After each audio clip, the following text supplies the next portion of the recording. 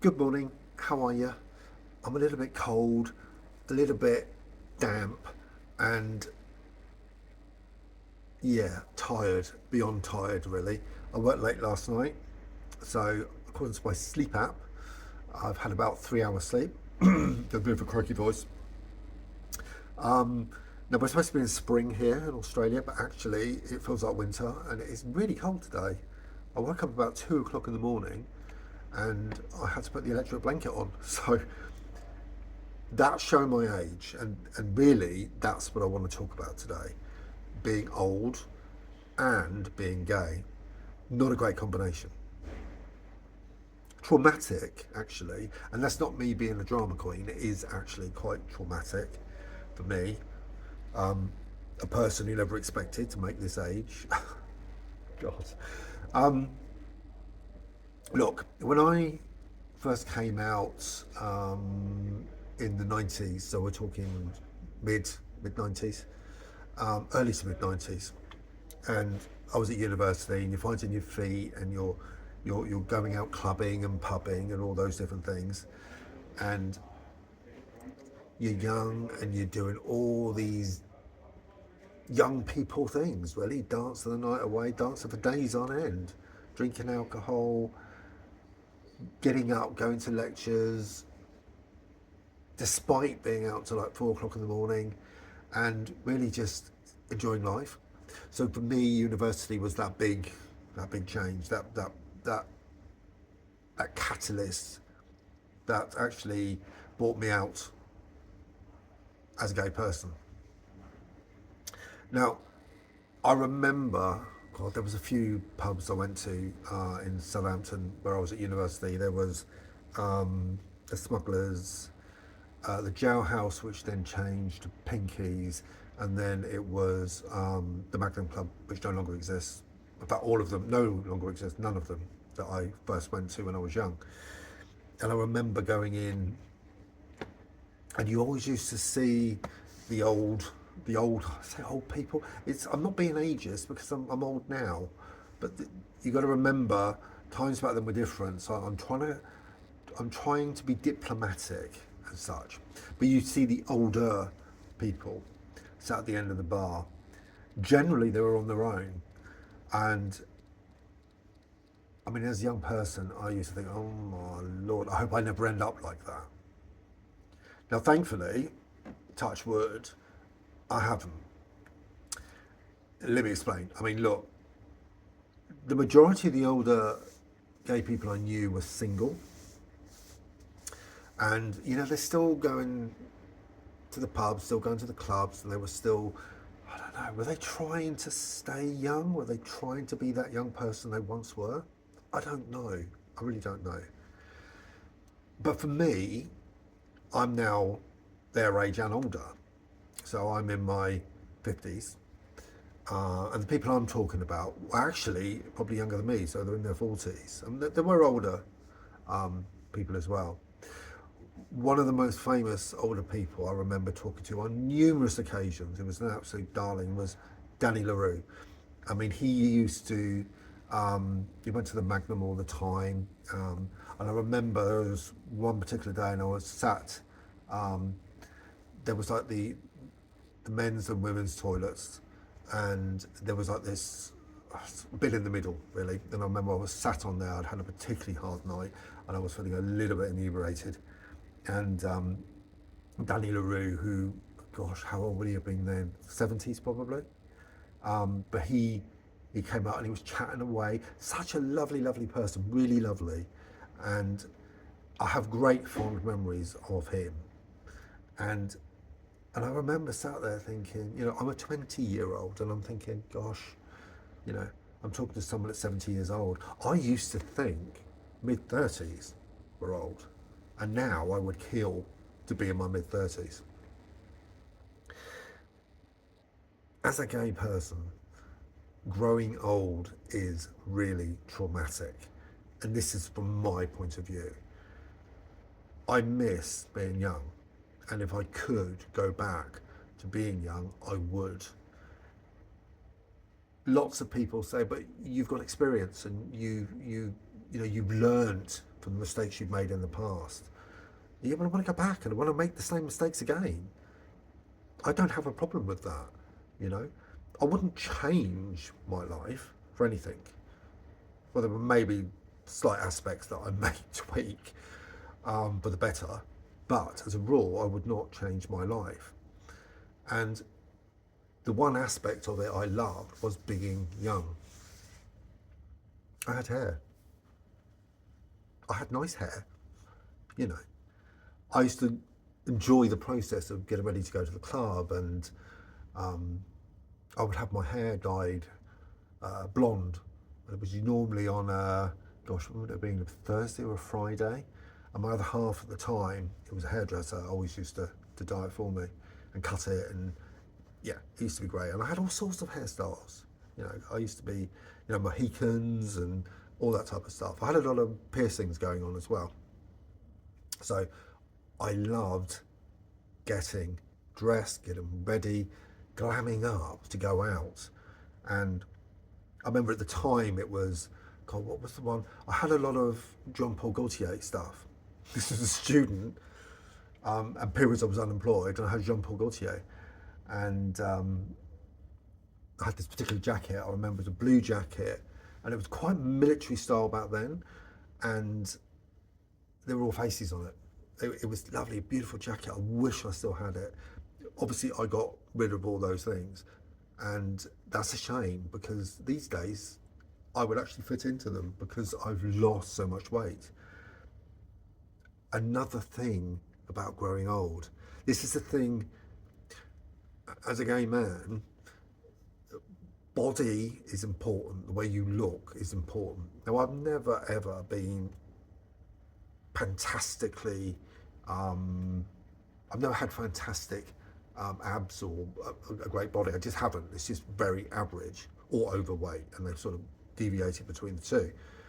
But nevertheless, you would still take care of yourself as much as you could.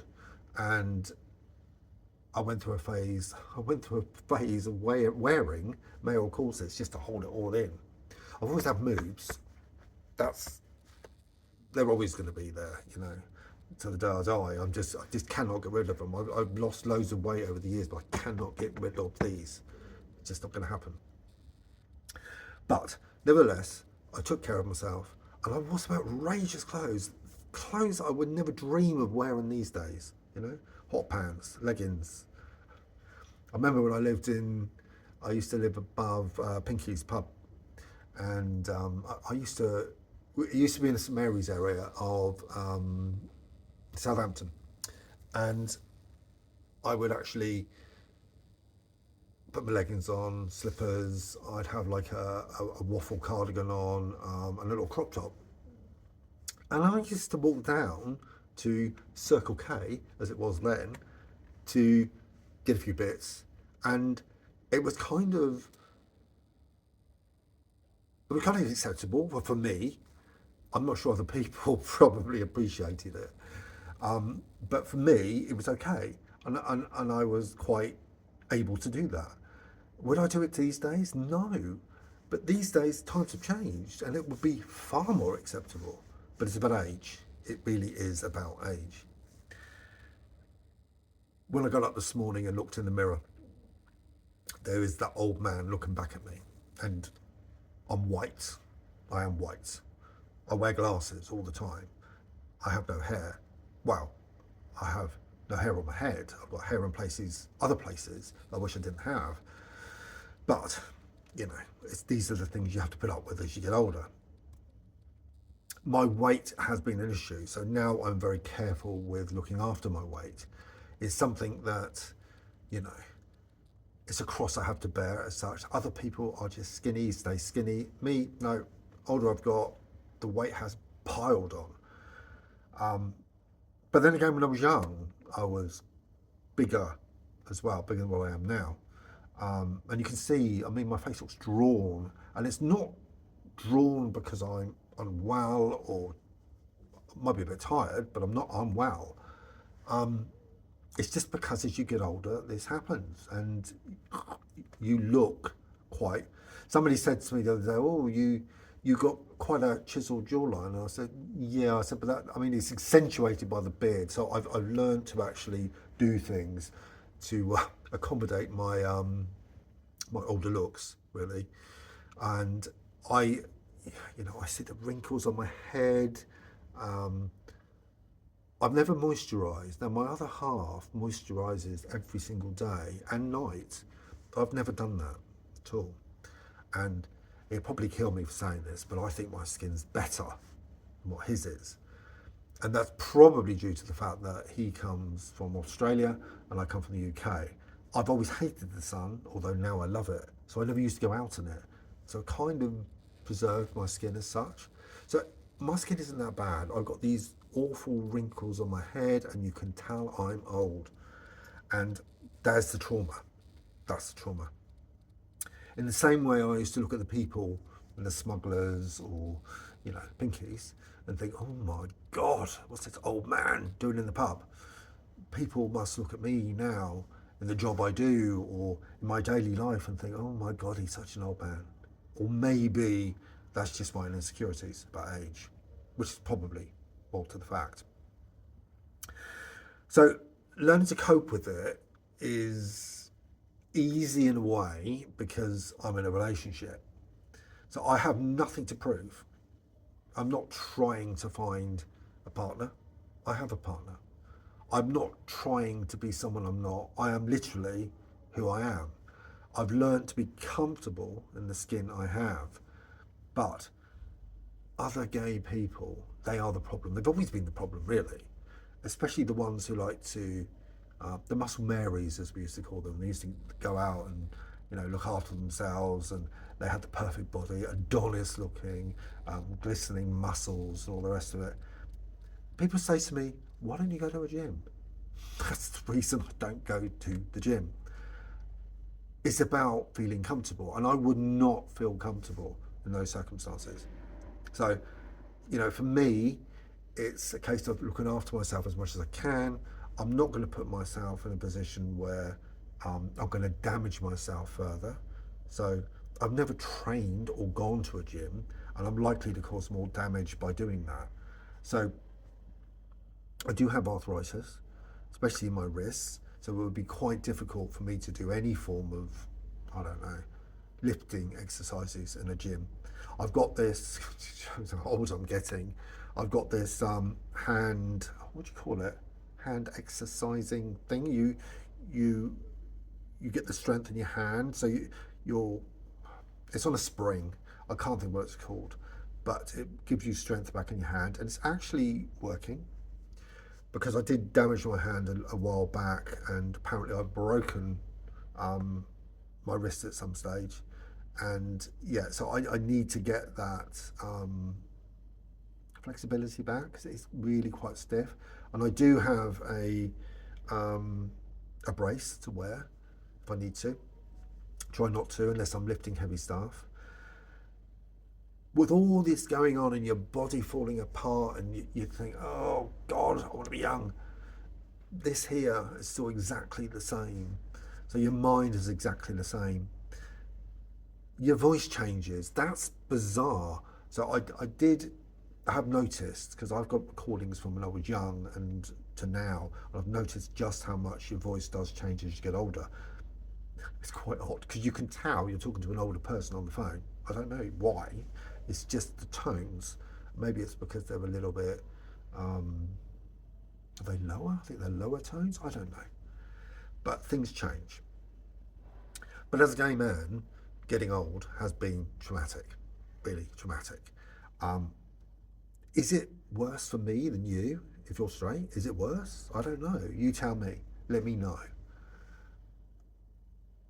Being gay is all about the way you look, the way you dress, um, young mind as well. So I've always had that young mind, and gay people tend to be a lot more young and full.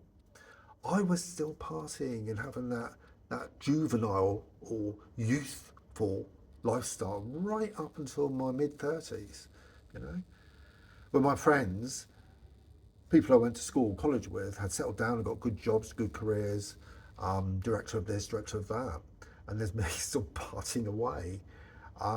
Is that something gay people do? Or was that just me? Again, let me know, because I do not know.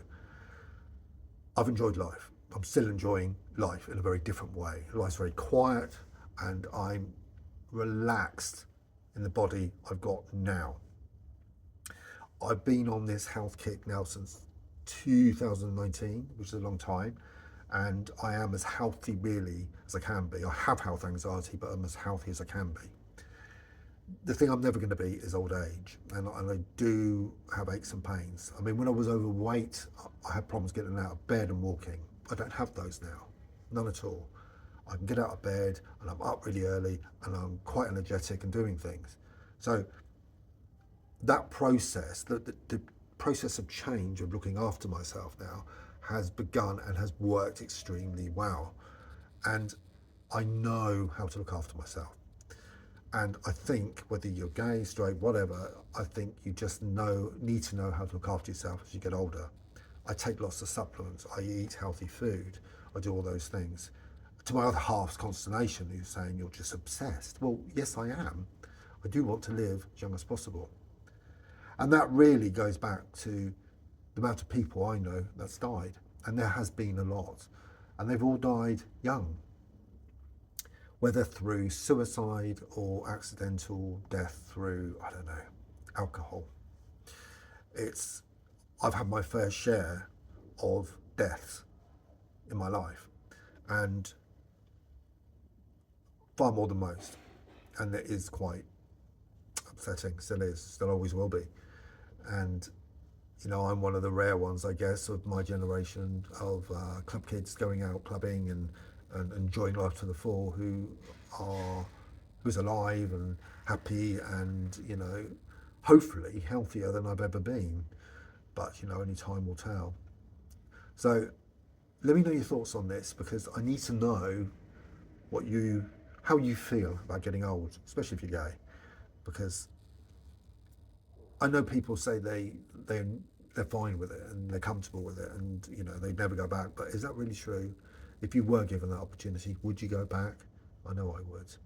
So anyway, I better get on. Now, once again, I'm going to try and turn this off, and hopefully it will go off the remote control.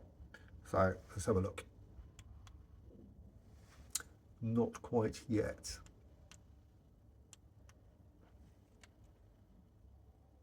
No. See, this is another thing about when you get older. I've got this remote control. I've said this every time. I've done it for the last 3 or 4 times, and it's a Bluetooth one, and it's just not really working with my phone. And I think I'm just going to have to turn it off this way. So anyway, whatever you're doing, have a great day. Look after yourself.